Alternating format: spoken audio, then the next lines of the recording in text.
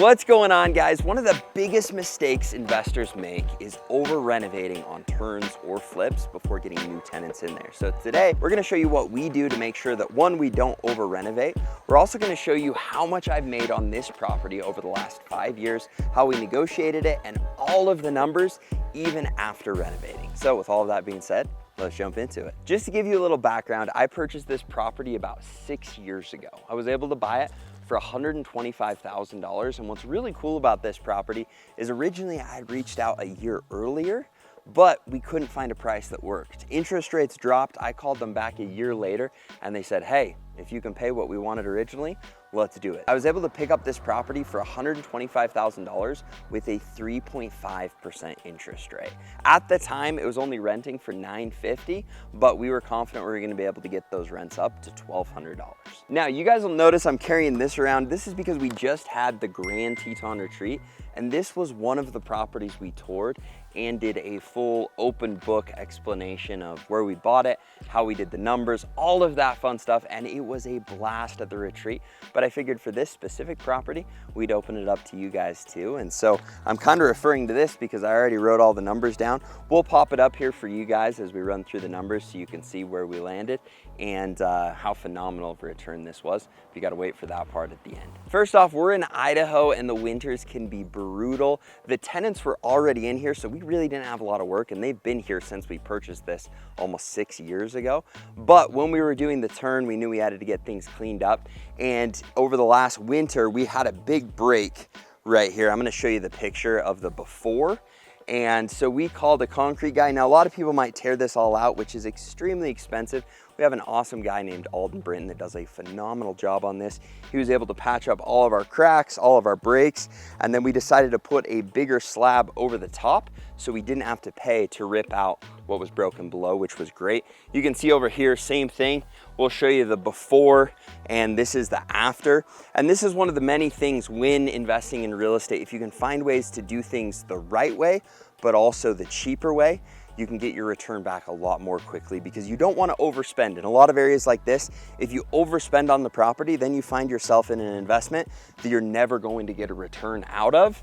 And a lot of times, changing the way you fix these stairs, it really isn't going to change the kind of tenant you're going to get or the amount of rents you're going to get, because this looks awesome and it saved a ton of money. Now, a lot of this depends on your neighborhood, but when you're in a B or C plus neighborhood, if you renovate to an A quality property, it's not going to increase your rent. For example, top of market for this location is gonna be $1,200 for this upstairs space and $800 downstairs. And we think that we've renovated this unit to where we're gonna be able to get those in both. And honestly, we've already got tenants on the hook, and I'm very confident we will have those filled at those prices. And so I'm gonna talk about the things we could have done that would have cost way more, and the things we did that now have yielded the rents that we needed, and really the top of market for rents that we could get in this specific location. First of all, we're always going to repaint where it's needed. So we did repaint here, but you can see a lot of the base, all of this, we didn't replace it. That's something that, does it look older? Yes, but with paint, even the dings, some of the other things have been patched to where it is more than above standard to where we can get top of market rents. One thing I love changing is stuff like this. Any of the lighting fixtures, it's very inexpensive, but it does give it a new and very refreshed feel. When it comes to these hardwood floors, I'm shocked at how many people love this, and I guess I'm not shocked because I love them too. So we're gonna clean these up for as long as we can. Once they get worn down, we refinish them, but we're gonna keep these floors as long as possible, where a lot of people might come in and put down glue down or put down some kind of other LVP. Where again, we do that sometimes if stuff becomes so damaged, but not spending on that saved us a ton of money. And in my opinion, it keeps some of the natural charm to the home and still is going to get us the same amount in rents. Now in here, this is one of the things that really surprised me. I thought for sure we were going to have to replace this floor, and we'll send you pictures. From cooking and from other stuff, it looked wrecked. They were able to get it cleaned up, and I am shocked at how good of a cleaning job or how a good cleaning job can drastically change things. So one suggestion I would make anytime you're doing a turn or a flip in one of these locations is completely clean it first. See what's salvageable, what you can get looking nice and up to snuff. And then at that point, it's a lot easier to make a decision on the things to get rid of. When things are filthy and dirty, it's really hard to not just say, oh, let's throw it out, where once this was cleaned up, it looked great. This is another one of the pieces that I was blown away by how it looked before. I think we had a tile that had popped out. We had grout that looked really bad. All of the tiles back here were damaged where they were able to replace this plate. When it comes to these cabinets, they're an oil-based cabinet. And so this paint has been here forever and held up extremely well. And so when we looked into repainting or tearing these out completely, it just made sense once we had them cleaned up to say, you know what? Again, we're gonna be able to get $1,200 in rents out of this space with someone that will be happy with it. And a lot of people love that old charm that the house still has, and it can save us a ton of money, where had we spent, $10,000 on redoing all of this, or maybe more, you're left in a place where we're still going to get the same amount of rents. And a lot of times the new stuff, I hate to say it, but when you're trying to buy on a budget, it just wears out. It doesn't hold as long as some of this stuff that really does very well and cleans up very well. Now, I know this is an area where a lot of people would fight me and say, Chandler, maybe you can get a better tenant if you were to redo this, or maybe you could get more in rents. You've got to know your location for one, because some areas you've got to top of market rents, and that's the most that you're going to get. And I promise you, we're going to get it with these renovations. The other thing that I would say is when you know what your market is, it's just not worth throwing money at it because of what you want. You've got to think about this specific tenant and what's going to get them very happy with their location, so you can provide great housing while also saving it on the returns. Because again, had we spent $10,000 in this kitchen or more, that's $10,000 that we're probably not going to make back on this property for a couple years to where we're back at break even, where saving this stuff, making it nice, is going to put us in a much better place. All right, come back in here to the bathroom. So you can see, before we go into the bathroom, this is a bedroom. Again, we left the same original baseboard. They're able to get it cleaned up, repainted. And this is one of the things that this light fixture puts off great light. They pull it down, clean it up, keeps, again, some of that natural charm where it's not going to have an impact on the rents. And so that was one of those things where I'm like, that's kind of cute. I personally may have changed it, but my property management company does a great job at saving where they can and still knowing how to get the right tenant in here. So refinish these floors. If you look back in here, this is the bathroom. And again, this tile was looking rough. It saves that old feel of this house. They replaced this flooring with glue down, and then they got all of the toilet and the sink cleaned up and looking nice. Got the tub cleaned up, and just made it a cute little bathroom, all ready to go and ready to be rented. Come up here again, just did paint, left the same light fixture, and yeah, another room that looks great. So this is the upstairs unit, the one we're hoping to get $1,200 on, which I'm pretty confident we will. Down here, this is going to be separated. So they can still use this, but this is where they lock out. The second tenant is down here in the basement. Now with the basement, it's got low ceilings. And again, we don't want to overspend down here, but they've got shared laundry, which is cool because they can both come down here, be able to use the laundry room. And then if you come over here, this is where the unit is. So we decided to leave the same countertops. We repainted all of this and cleaned up the cabinets and left the flooring that was already here, just got it cleaned up. So this is the kitchen. I think they actually added this, or just got it cleaned up really nice. Maybe added on covers, I don't know. Looks good though. In here, they put glue down, and they decided to leave this, and then you can see painted the ceilings and the other walls. And then back in here, you've got the bathroom. Now, one of the tricky parts about a unit like this is, again, where's the light? There we go. Again, this is a very old building, and is it at a point where we could tear everything out and start fresh? Yes, it is. But for this square footage in this location, we're not ever going to get more than our 800 in rents. And this will get that 800 in rents. Now, don't get me wrong. If we were to completely renovate this, drop another $10,000 or $15,000 down here, would we maybe be able to get 900 or 1,000?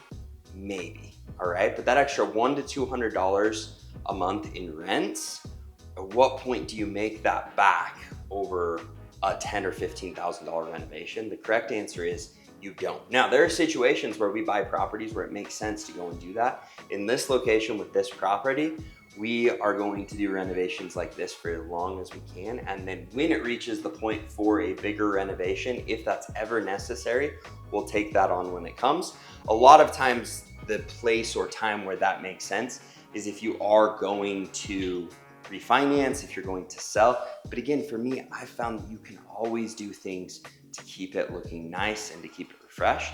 However, in one of the future videos, we're gonna show you where we had a massive flood, where we did take everything out, and that's another situation where I would do a full renovation and something that you have to spend on, when in reality, it's gonna be a long, long time if you ever make it back on properties like that. Now, one thing I really want to emphasize is there's a big difference between being a slumlord and making sure that you're not overspending or over-renovating. And what I've come to find is the biggest difference is, number one, making sure you're screening your tenants properly, but two, making sure that any and all maintenance requests are handled properly.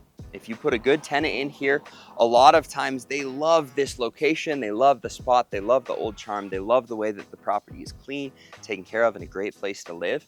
But if you have leaks, if you have problems, whether that's electrical, plumbing, whatever it may be, when things break, when things don't work, you immediately get there and you keep it fixed and you keep it clean and you keep it nice and you hold them accountable to do the same. If you can do that when managing in some of these areas that are more, B minus, maybe even C plus locations, you're going to get the quality tenants because you've screened them properly, and you're going to keep yourself in a good situation because you've left them with a great place to live that also is much more affordable. I think that's the other thing that we need to remember is, as landlords, if we're willing to make sure that we don't overspend, that gives us the ability to price things so that they are, or there is always a more affordable market for people that can't spend over $800 a month for housing. The same goes for the upstairs unit, where $1,200 for all of that square footage and a garage is something that if you were to fully renovate or look into something new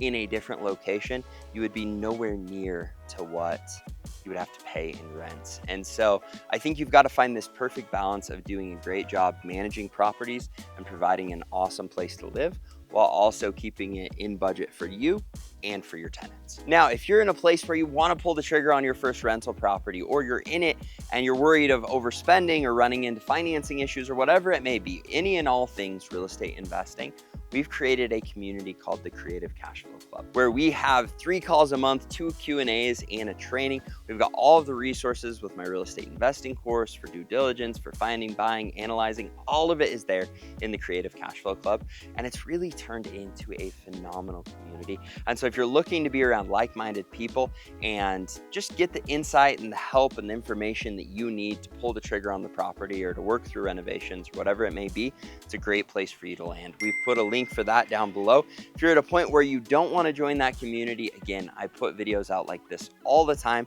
to help you figure out and answer the questions so that you can avoid some of the big pitfalls that come with investing in real estate. Finally, you've waited till the end. I wanted to show you, I'm going to pop this up on the screen. This shows where I think the value is now, and I went really low. I think the value is probably between $260,000 and $300,000 on this property. I only owe $88,000. We've got $172,000 in equity in this property now, and the rent is at $2,000 a month once we get both of these filled. It's got my taxes, insurance, expenses. This should be able to cash flow just shy of $1,000 every single month, bringing in close to $12,000 a year. We also were able to, with these cleanup fixes, put ourselves in a place where we're bringing in $2,000 a month when we were just bringing in $1,200 with the previous tenant. And the thing that's really cool about that is we set aside 12% for CapEx and expenses.